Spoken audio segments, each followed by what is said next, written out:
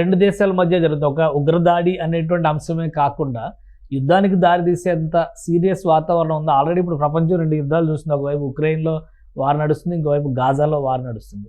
So ఇది south ఏషియాలో ఇది ఒక కీలకమైనటువంటి స్థావరం. కాశ్మీర్ ఇష్యూ కావచ్చు, రెండు దేశాల మధ్య సత్సంబంధాలు ఉండడం అనేది ఇది యుద్ధం వరకు వెళ్లేంత విపత్కర పరిస్థితులు ఉన్నాయా మీ అంచనా ప్రకారం? ఉండకపోవచ్చండి. ఎందుకంటే ఎప్పుడైతే మనం కశ్మీర్ స్పెషల్ స్టేటస్ ఇచ్చినప్పుడు మన గవర్నమెంట్ లో ఇప్పుడు యూనియన్ టెరిటరీ అయింది, అప్పుడు ట్రంప్ గారు అధ్యక్షత పదవిలో లేరు. అప్పుడు వారిని మనం ప్రెస్ వాళ్ళు, మీడియా వాళ్ళు అడిగితే అది internal issue of the country, అది కశ్మీర్ అనేది internal issue of the sovereign వాళ్ళ ఇష్యూ, అది ఇండియాది సంబంధించింది, ఇంటర్నల్ అది అఫేరు, నేను దాని మీద ఏమి కమెంట్ చేయనని అన్నారు. రెండోది ఏంటంటే వారు కూడా is against domestic terrorism and international terrorism.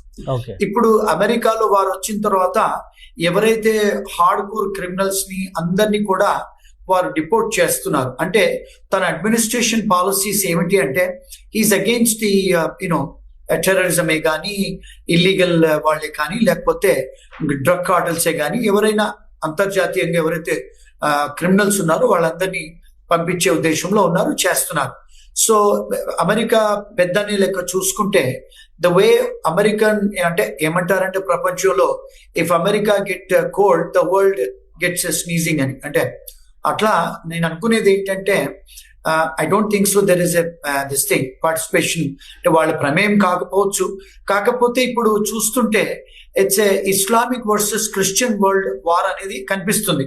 అంటే if you take out Israel, అంటే ఇజ్రాయెల్ అంటే జూయిష్ అనుకోండి, but if you see the world now Christian world as against Islamic world అనేది కనిపిస్తుంది ప్రపంచం.